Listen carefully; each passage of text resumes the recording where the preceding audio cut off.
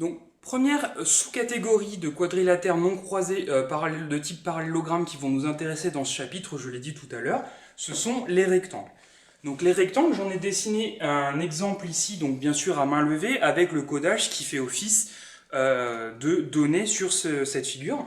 On retrouve bien que c'est un rectangle, puisque c'est bien un quadrilatère non croisé qui a 4 angles droits, donc les côtés opposés sont parallèles 2 à 2.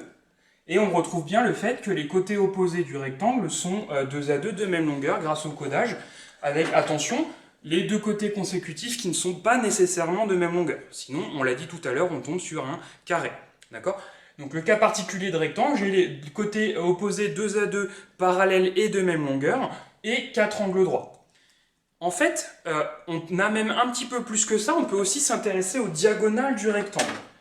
Donc les diagonales, qui sont les segments qui permettent de relier deux sommets opposés, donc qui ne sont pas deux sommets consécutifs dans le rectangle.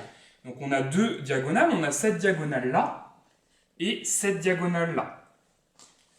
Alors peut-être que vous le voyez à travers cet exemple, mais encore une fois, on avait travaillé sur le raisonnement, un exemple n'a pas foi de loi en mathématiques, mais en fait, ce que l'on observe ici va être vrai dans tous les rectangles, à savoir que les deux diagonales sont de même longueur, et même mieux que ça, elles sont de même longueur et elles se coupent toutes les deux en leur milieu. C'est-à-dire que ce point ici va être le milieu des deux diagonales, ce qui va nous permettre de dire qu'en fait, chacune de ces demi-diagonales ici est bien de même longueur. Et on a vu ainsi tout ce qui permet de caractériser les rectangles. Donc les côtés opposés sont 2 à 2 parallèles et de même longueur. J'ai 4 angles droits. Et les diagonales se coupent en leur milieu et ont même longueur.